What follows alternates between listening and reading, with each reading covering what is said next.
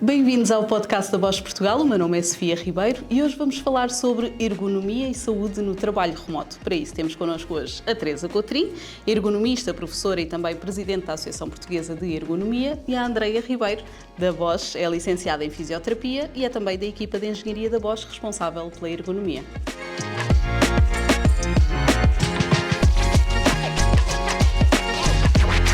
Nos últimos anos, a pandemia trouxe um bocadinho este conceito do trabalho remoto para a nossa realidade em Portugal, acelerou um bocadinho este conceito, trouxe algumas vantagens, evitarmos as deslocações para o trabalho, esta flexibilidade horária, mas há também desafios, não é? Teresa, se calhar começo por ti. Há também desafios. Muito obrigada pelo convite, é um prazer estar convosco.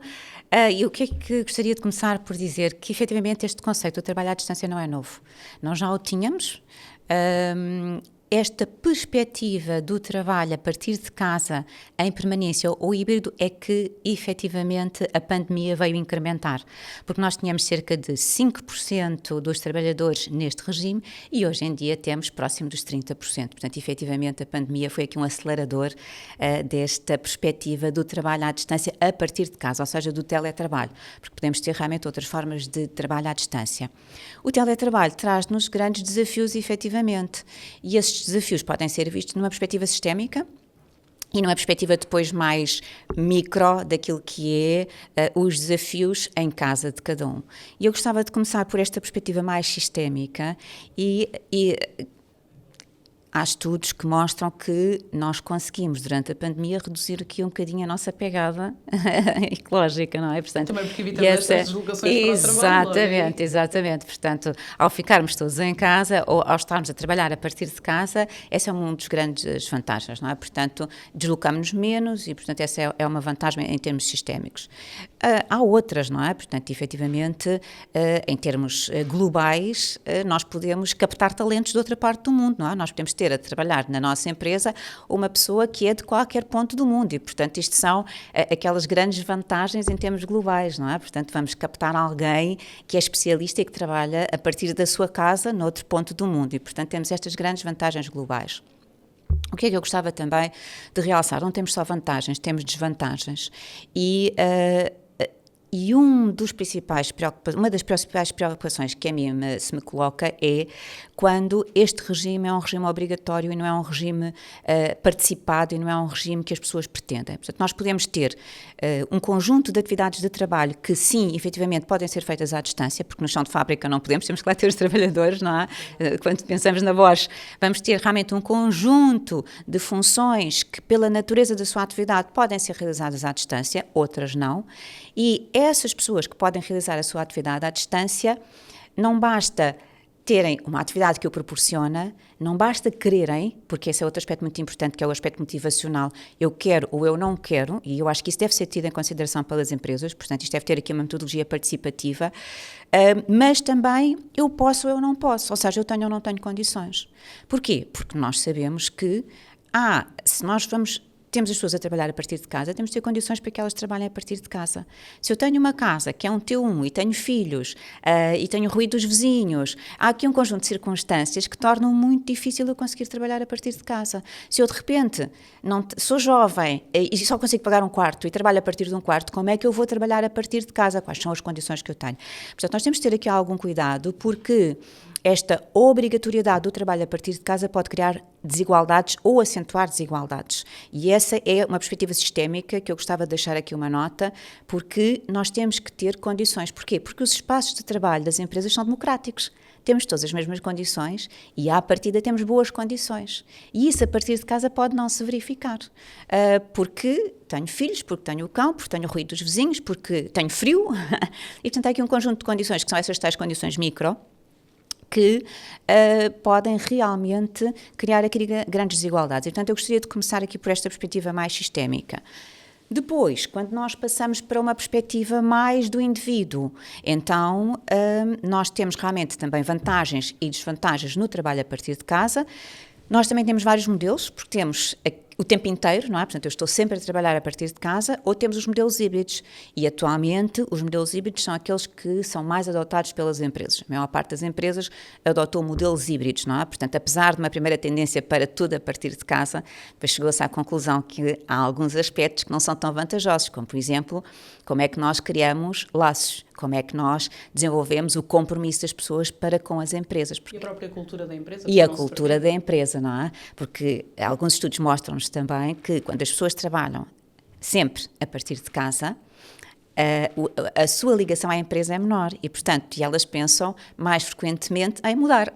Ou seja, esta capacidade de reter talentos tem a ver com um conjunto de dimensões, mas esta cultura da empresa é também ela muito importante e, portanto, à distância podemos ter mais dificuldade em mantê-la. Portanto, efetivamente, nós temos aqui um conjunto de desafios que se nos colocam nesta perspectiva do trabalho a partir de casa e que tem várias dimensões psicossociais, dimensões físicas, dimensões ambientais, e portanto temos aqui um conjunto de perspectivas. E também já lá vamos em relação às principais dicas para as pessoas adaptarem as suas casas. André, eu perguntava-te, para a Bosch isto não é uma novidade, o trabalho remoto na verdade não surgiu com a pandemia, surgiu antes. Outras funções não têm essa possibilidade, como a Teresa bem referiu. Mas qual é a responsabilidade da empresa nesta perspectiva do trabalho remoto? Que condições é que a empresa também tem que dar aos trabalhadores, aos colaboradores, para eles se sentirem à vontade a fazer este trabalho remoto? Bom dia, obrigada por este momento de partilha. A Bosch, como qualquer empresa, é responsável pela segurança e saúde do seu trabalhador, certo? Ou seja, à semelhança de uma empresa bem organizada e com diretrizes e guidelines internas, nós temos normativos internos, temos o nosso gabinete médico com as consultas de medicina no trabalho, onde temos que fazer, ou seja, é uma questão obrigatória, e quando nós temos esta possibilidade, como disse a professora Teresa, do modelo híbrido, não é? Nós temos todas as condições no nosso local de trabalho, ou seja, às vezes é opcional nós irmos. Honestamente não conheço e não tenho muita experiência em, por exemplo, situações mandatórias em que é a full time, eu não tenho esse conhecimento, até porque estou há pouco tempo em questões administrativas, por exemplo, mas quando nós temos o nosso contrato de prestação de trabalho remoto, nós também somos obrigados, como colaboradores, a observar quais são todos os normativos internos vigentes à segurança e à saúde do trabalho. Portanto, é suposto todas as condições que nós temos na fábrica conseguirmos reproduzir no mundo ideal em casa. Claro que isso não acontece sempre, mas a nível de dispositivos e hardware, eles são-nos fornecidos, por exemplo. Era importante que nós conseguíssemos reproduzir ao máximo as condições físicas que conseguimos ter na nossa fábrica. Era o ideal. Sim. E também quando falamos em trabalho de escritório, mesmo ele também tem de ser adaptado à casa. Tens as principais características que devemos ter em casa para trabalhar? Sim, posso falar sucintamente em tópicos. Nós temos um normativo interno que, para todos os colegas que são da Bosch, acho que deveriam consultar no Normmaster, mesmo para ter uma orientação e este conhecimento mais específico, que é a norma 2588. Perdão. Nesta norma nós temos como é que será todas as indicações para termos um bom design do nosso espaço de trabalho, ou seja, workplace design, para trabalho com dispositivos visuais. Ou seja, quando estamos expostos a um monitor, a vários monitores, não é só o computador, temos smartphones, às vezes também trabalhamos com smartphones, com tablets, estes dispositivos visuais.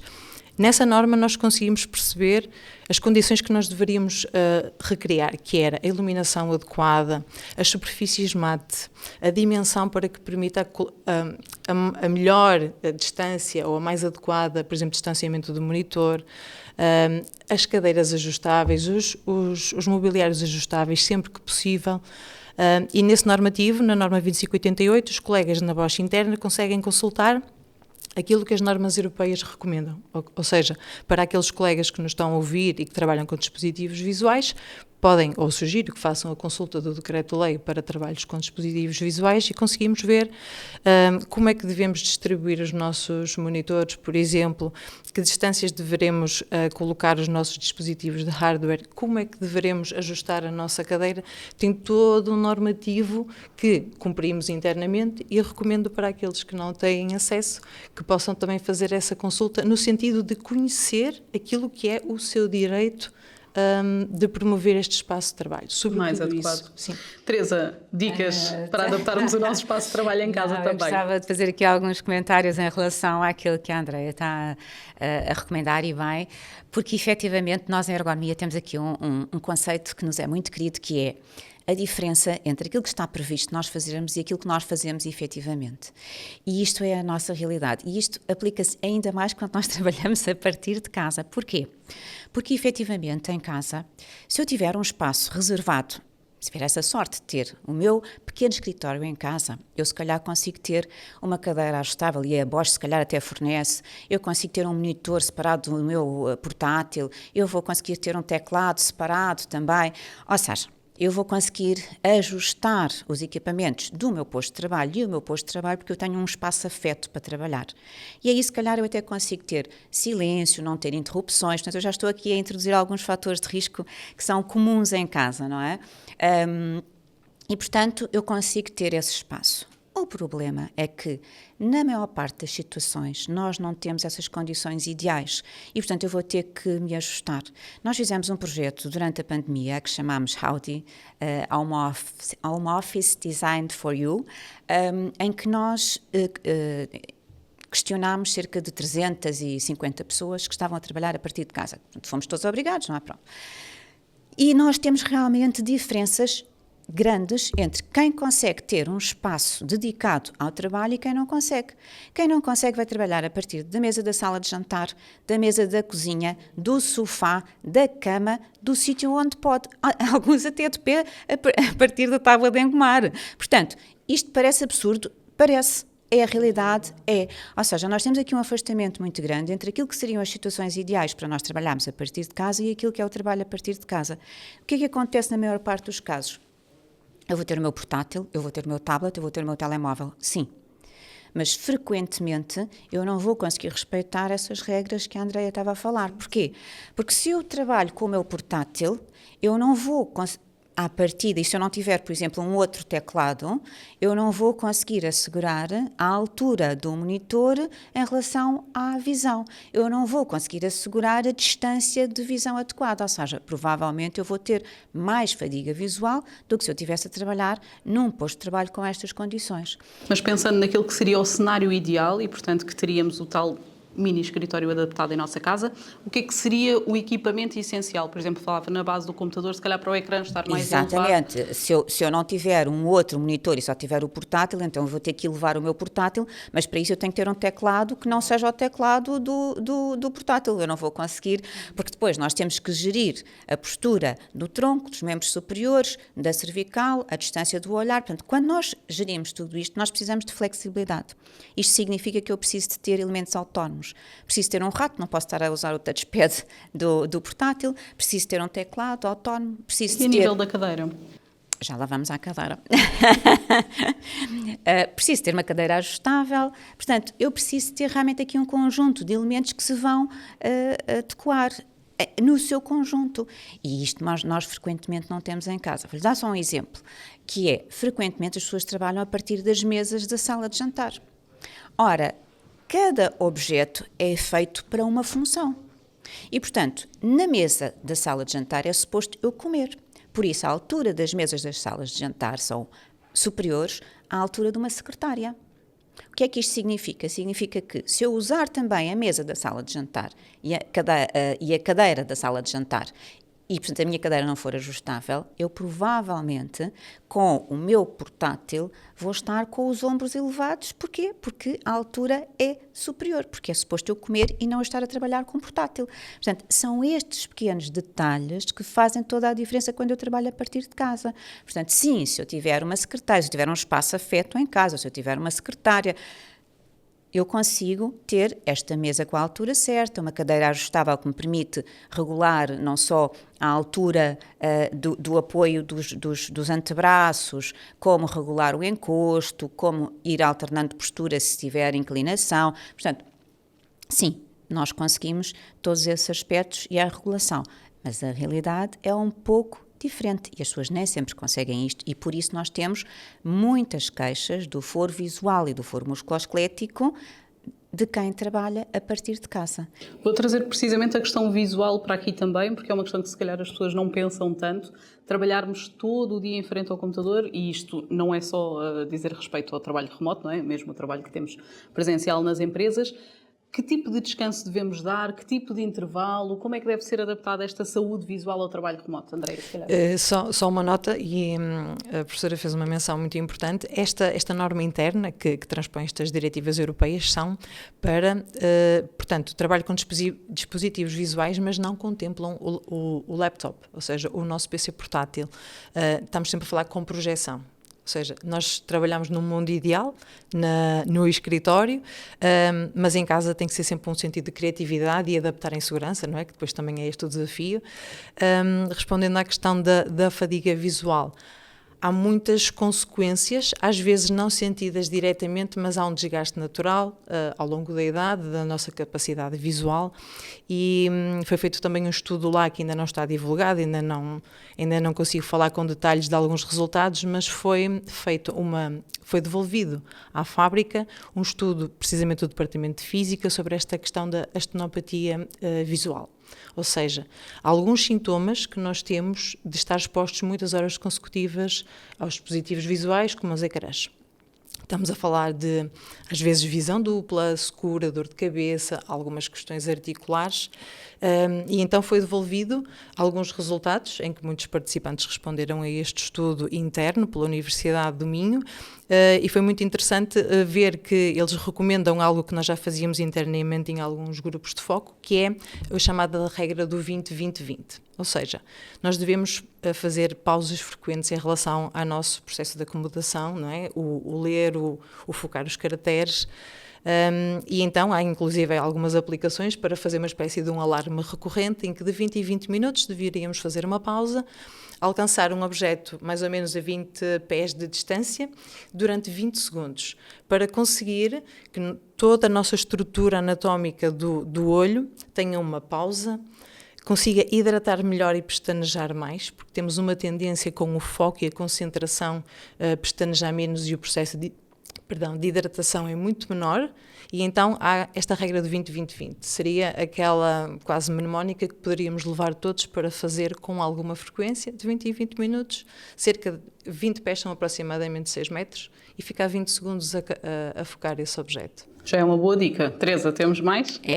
Não, eu acho que esta é a principal, porque efetivamente um dos grandes problemas dos ecrãs de visualização é a redução da frequência do pestanejar, portanto nós deixamos de hidratar o olho, e por isso o facto de nós termos que tirar os olhos dos ecrãs é tão importante, e nós podemos fazê-lo combinado também com as questões musculoesqueléticas. Vou dar um exemplo prático, que é para as pessoas terem aqui dicas práticas, por exemplo, eu recebo um telefonema, eu estou sentada em frente ao meu computador, eu recebo um telefonema, eu se calhar posso levantar-me, pegar no meu telefone, ir até à janela, olhar para longe, portanto estou a fazer a pausa visual, mas também estou a fazer uma pausa musculoesquelética, ou seja, estou a alternar a postura, que é fundamental, porque um dos problemas do trabalho, não só com ecrãs de visualização e novas tecnologias, em casa agrava o sedentarismo. É outra das consequências do trabalho a partir de casa, que as pessoas são muito mais sedentárias do que nos escritórios. Porquê? Porque, parecendo que não, no escritório nós temos alguma interação social. Veio o colega e eu vou tomar um café. Ok, quando isso é possível, no chão de fábrica talvez não. Mas na parte em que é possível trabalharmos a partir de casa, isto é algo que é feito. Ora, quando nós estamos a trabalhar a partir de casa, temos mais intensidade de trabalho, temos mais duração de trabalho, provavelmente ele vai se estender por mais horas, é muito frequente isto acontecer, e, portanto, aumenta o sedentarismo. Portanto, eu não vou sair da cadeira, eu vou estar ali, e dependendo dos modelos de organização de trabalho, e se eu estou a trabalhar síncrono ou assíncrono, porque depois nós temos esta componente tecnológica que é muito importante também, eu vou aumentar o sedentarismo. Portanto, estas pequenas dicas de, se eu tenho um telefonema para atender, mesmo que ele seja curto, eu levanto-me e vou atendê-lo fora da minha cadeira, que é onde nós ficamos fixos, não é?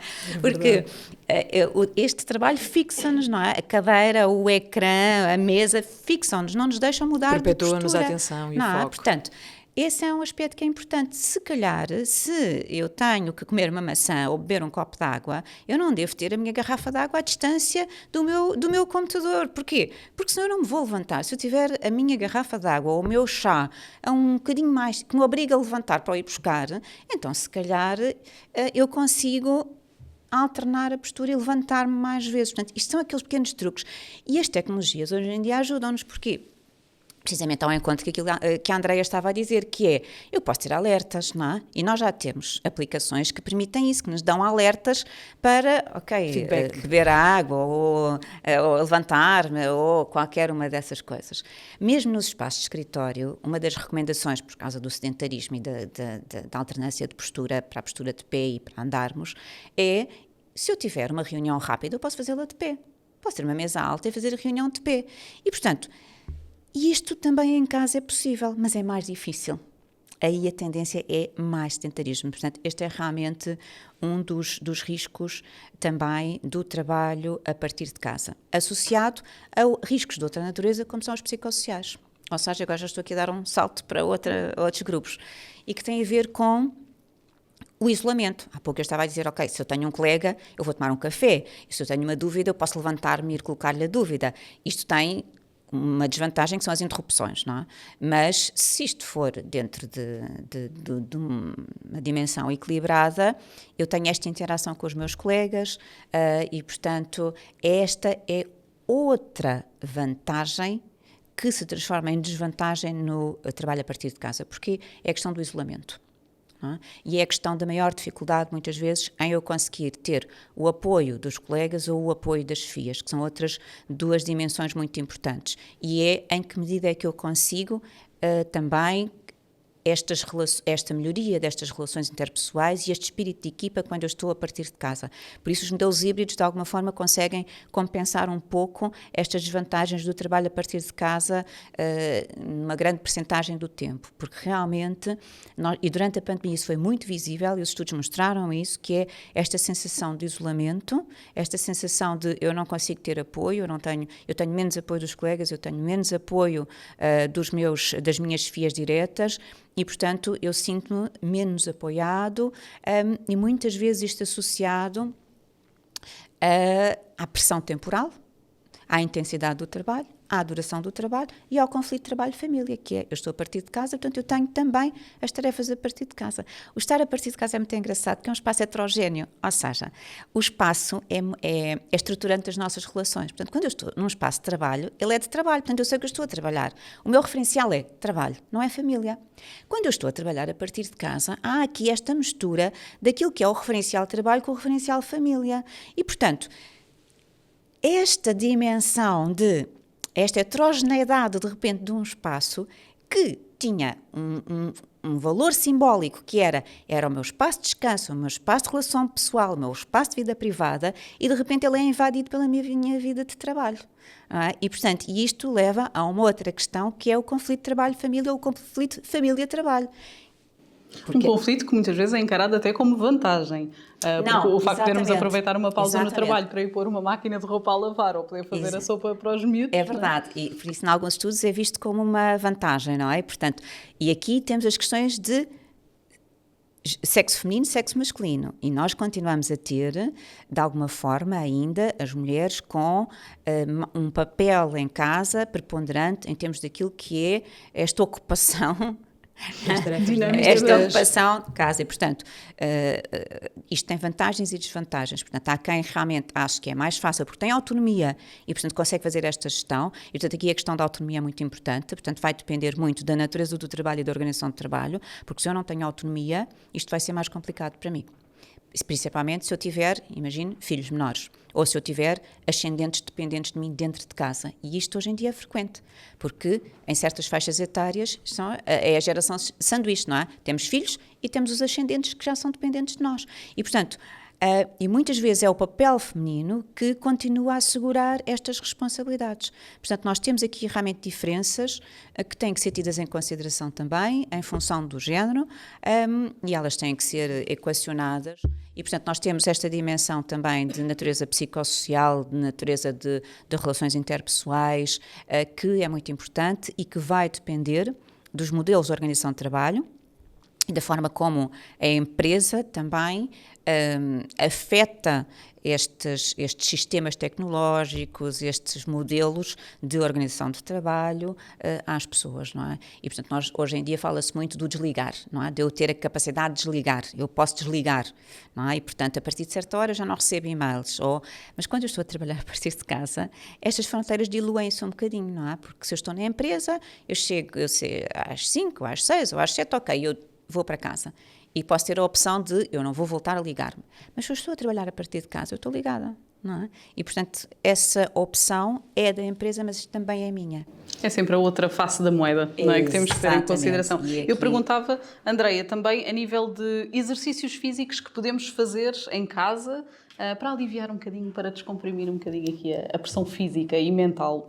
Em casa e fora de casa, devemos sempre contrariar as posturas mantidas e para também complementar uma dica que a professora Teresa falou há pouco, esta distribuição, eu se calhar começava por dar alguns pedidos, por favor não atendam os telefones enquanto estão a procurar dados ao mesmo tempo e colocam-no entre a orelha e o ombro, porque quando temos esse hábito ele perpetua-se.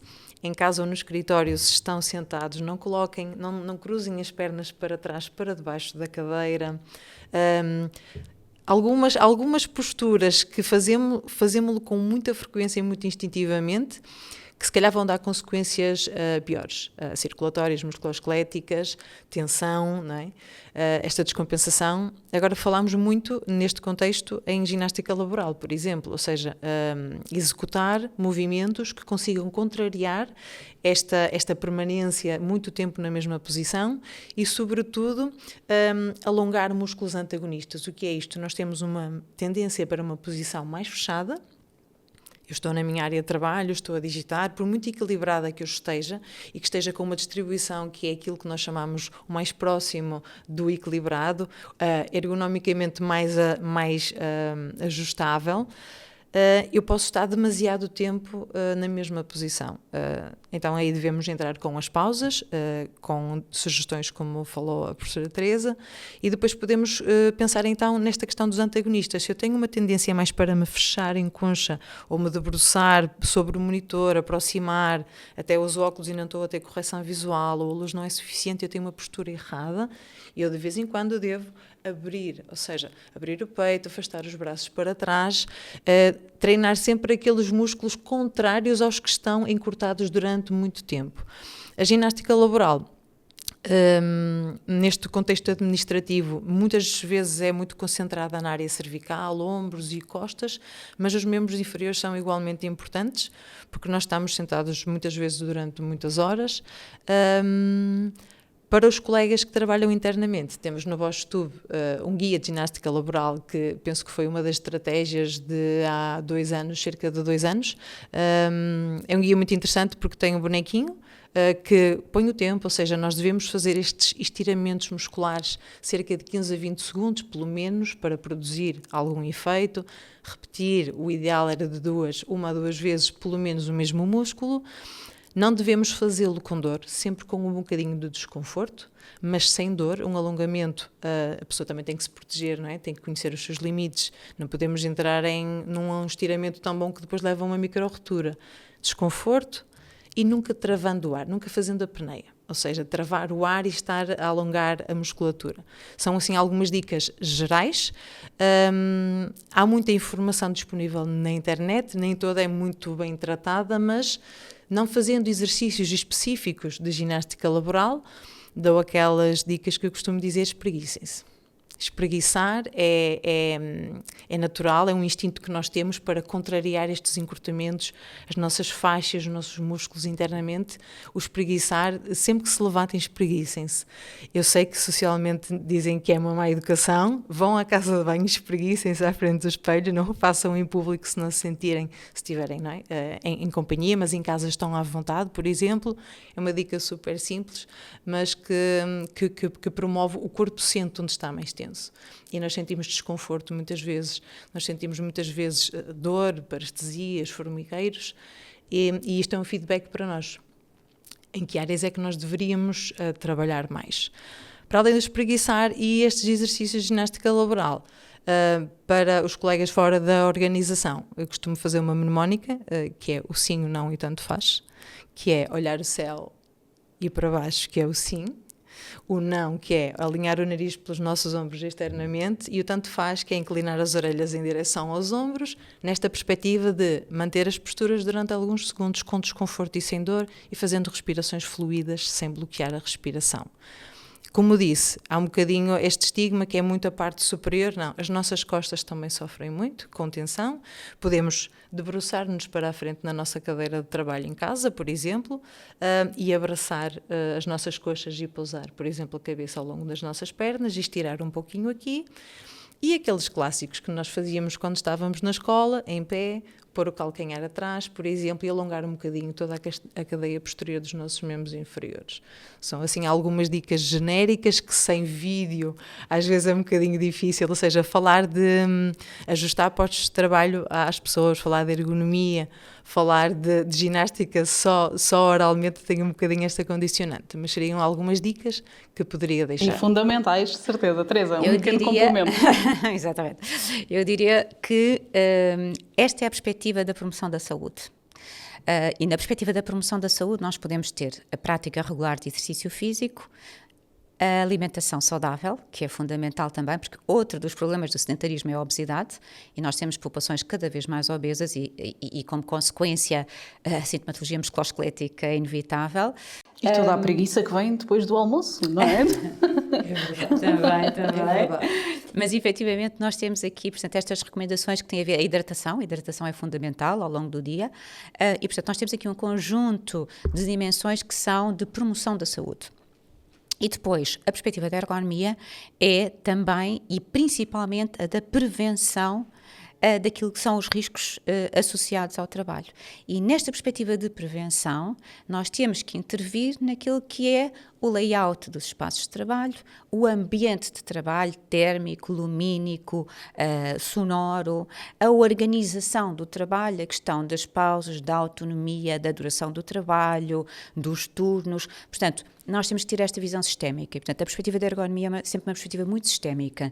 É uma perspectiva de nós temos que analisar o trabalho nestas suas várias componentes para que depois nós o possamos alterar e transformar beneficamente para as pessoas. Porquê? Porque aquilo que a Andréa estava a explicar da postura é inevitável. Se eu tiver uma grande exigência em termos de trabalho e se eu estiver muito concentrada, ao fim de pouco tempo eu tenho esta coordenação óculo-manual, portanto, eu ao fim de pouco tempo, com o meu monitor à frente, eu vou projetar o meu queixo para a frente porque eu estou concentrada e eu tenho uma exigência, portanto, isto é natural. Mesmo que eu peça à pessoa para estar o dia todo muito direita, ninguém consegue. Ao fim de meia hora, uma hora de trabalho, nós já estamos ao encontro daquilo que nos exige o trabalho. Portanto, isso é incontornável, faz parte da nossa natureza e dependendo da intensidade e da exigência do trabalho, isso é aquilo que nós fazemos naturalmente. Daí a importância de, mesmo em termos de organização do trabalho, nós temos alternância de tarefas, não é só de posturas, é de tarefas.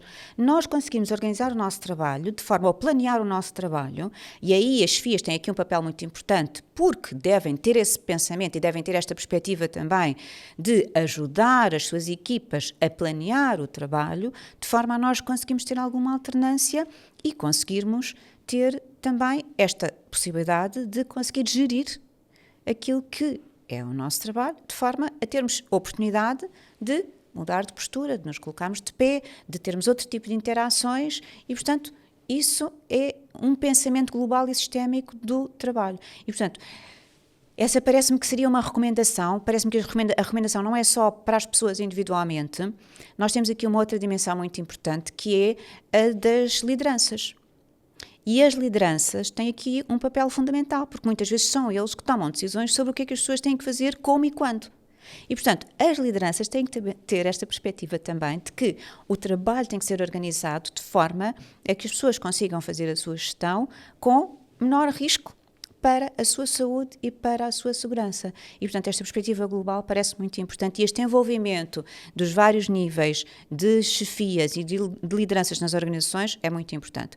O facto de nós estamos a fazer este podcast mostra que a Bosch tem uma visão sobre o assunto mais abrangente e, portanto, que tem aqui uma visão sobre... E depois temos uma outra dimensão, que é uma dimensão tecnológica, que me parece cada vez mais importante, e que eventualmente me parece que pode ser, no futuro, facilitadora destas interações. Provavelmente, no futuro, nós vamos ter outro tipo de interfaces com os quais nós vamos interagir, e eu espero que esses interfaces sejam facilitadores daquilo que é a nossa interação, e pronto, isto é perspectiva positiva para o futuro, não é? Que, de alguma forma, as tecnologias não nos venham impor mais stress, porque... Um dos problemas no trabalho a partir de casa é os altos níveis de stress, muitas vezes superiores àqueles que as pessoas têm dentro das organizações. Precisamente porque dentro das organizações as pessoas sentem mais suporte e muitas vezes quando estão a trabalhar a partir de casa, todos estes fatores que falámos, nomeadamente estes fatores psicossociais, acabam por ter um impacto grande em termos da percepção de stress que as pessoas relatam. E essa é uma das doenças do século XXI, que é que cada vez mais nós temos mais consequências para a nossa saúde mental também, e o stress e o burnout são cada vez mais falados. Porquê? Porque eles são cada vez mais prevalentes nas sociedades. E, portanto, nós temos que ter uma visão global, sistémica, da organização sobre estas problemáticas. Vamos esperar que a tecnologia venha reforçar os pontos positivos e não piorar. Exatamente. Com muita pena minha, o nosso episódio vai ter que ficar por aqui. Agradeço a vossa presença. Este foi um episódio sobre ergonomia e saúde no trabalho remoto, por isso não se esqueçam de melhorar as vossas condições aí em casa para também promoverem a vossa saúde no trabalho remoto.